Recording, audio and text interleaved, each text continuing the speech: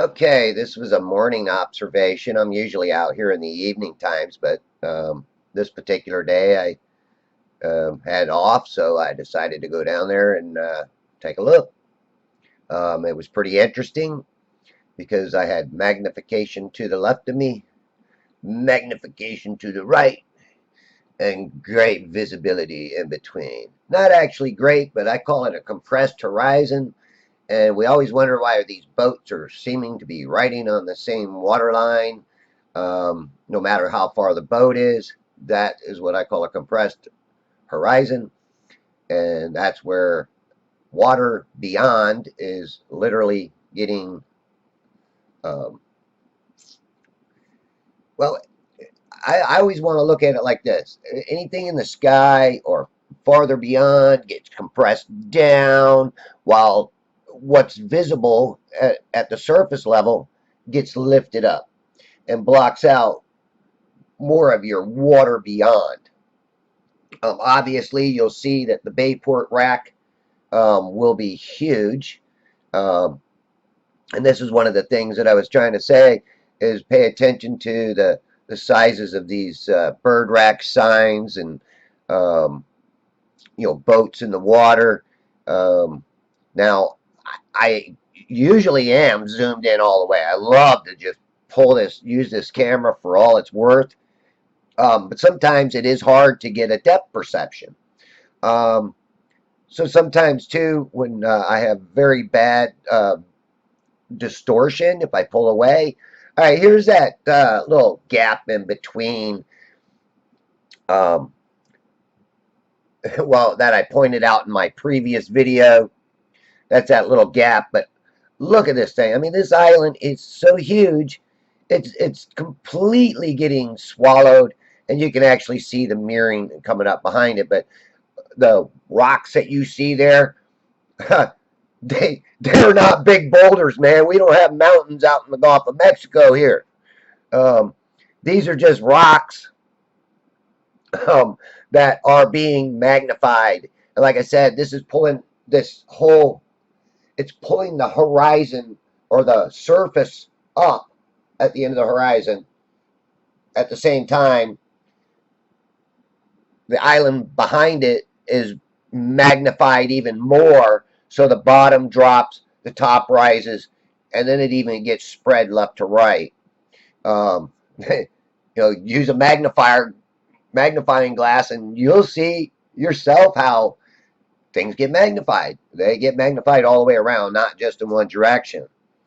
Um, so in turn, also look at these people. They must be Rubbermaid, because this guy, man, in the front of the boat, he's got some damn long legs, wouldn't you say? Or even this kid, he's got one heck of a torso. Guy in the plaid, look at his arms, man. He's got some long ass arms too. Well, I mean, them are rubber arms. So you see these effects occurring right at that surface, um, right at that horizon line, and like I said, it's not that what's beyond it is being magnified, but it's what's in front of it. The whole surface that's in front of me is being magnified. That's why I say most of the time when I go out and I'm filming, I don't even realize it, but I do now, how everything gets magnified most of the time. And this is why our horizon seems to vanish. But on this day, it was pretty interesting to find that I could see well past the Bayport rack, even though to the left of me and to the right of me was mirrored and magnified. Now, you might say, well, why is that? Well, inland, being that this was an extreme low too, um, inland we have a lot of springs around my area. So we got 72-degree water spilling into the Gulf of Mexico. And this could be very good reason why my surface temperature and air temperature are different here. But as everything mixes and gets farther out into the Gulf, it equalizes. And it doesn't equalize perfectly. That's why I still have that compressed horizon. And it's also why you still see the magnification going on. Um, you know, these things, us observers have to deal with a lot of things. I mean, you almost have these perfect conditions in order to get really good visibility, just like the power plant. You know, being able to get great visibility. Now, okay, I wanted to speed this up.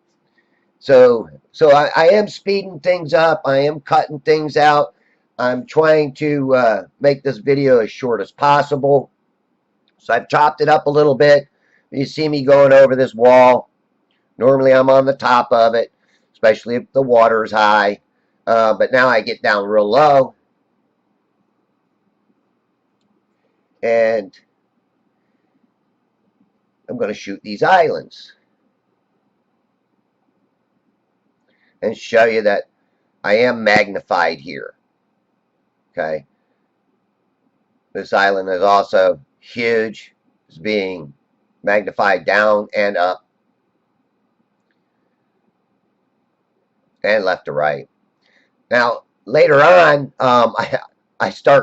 later on in the day, I'm about maybe an hour later, I start tracking this boat.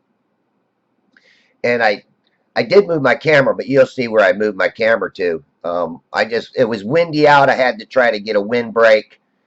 There goes the Hernando Beach rack. Now, I've sped this thing up like 2 times speed. I got another spot where I speeded up 3 times. Excuse me. But I don't want to lose people's, get out of their attention span. So I really did try to make this a lot faster. And you'll see by this boat how much smaller it gets. And, you know, it's already started out probably 4 miles from me to begin with. And even those signs right there, you could practically read them on this particular day because they were so magnified, I could literally see the lettering on it. So again, you know, I mean, even these channel markers going by, they are magnified. And it's so many different effects that we are dealing with. You know, you look at Sky Free, he's doing an excellent job showing you how the different surface temperatures, the differential between them can cause major issues in your visibility on a micro scale. So, you know, people need to give him a lot more credit than he's getting. And Heath Carmody, John D, man, I can name a bunch of them. I just ain't got them right at the tip of my tongue. Level Earth Observer. There's another guy that's been doing some awesome stuff. Level Horizon or something like that. Great guy. He's doing some observations up north. Now, I sped this all the way up 3 times right here. So again, I didn't want to lose the attention span of people. But the boat did take a short stop. I got sidetracked a little bit, started to follow another boat, and I said, no. I want to continue following this boat. And I should slow it down here a little bit, which I probably will. So I'm going to throw my sound out probably a little bit. But here's that boat I got sidetracked on. But then I go back to this boat. And you can see how small it is. And believe me, you can see the entire boat, folks. There's no doubt about it. I can still see it. So I slow this down to regular speed. You can see some of the weeds are kind of getting in my way here. Plant. But obviously, that boat was well over 3 miles away, folks. So, yeah. Science is not to be trusted, folks. Especially this global science, this global establishment. There's definitely good science out there, folks, so don't get me wrong. I'm not saying that none of the science is good. I'm just saying that if you can prove it to yourself, then the science is going to be a little bit more sound. Again, you can still see some type of magnification going on here, some mirroring occurring, and um, things are being chopped off here, no matter how you look at it. Now, my main purpose of coming back over to these islands was to find a boat and show how that boat is much closer than the boat that we just watched, but is definitely more cut off. So I'm going to search around here, looking around, looking around. Now, I would have just skipped over this or chopped this up, but I wanted you to see that I was still in this general area of these islands. I probably could have just sped this up a little bit through here, but again, I wanted to give you the idea or the visibility, visual proof of these islands appearing to be not only larger but also cut off. Bottom first, as always.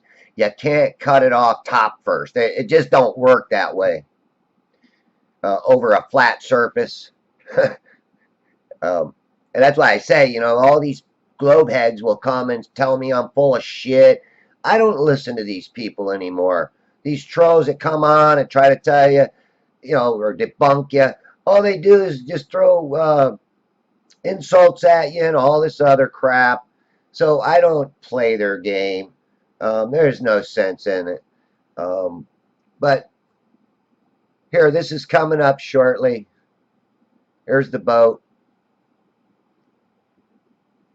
And look at this flag, too. I mean, wow. It is magnified big time compared to some of my other footage. Now, I find my observations get better, like this October, November, December, January, February. Then after that, when it starts heating back up, things get worse. All right, thanks for watching.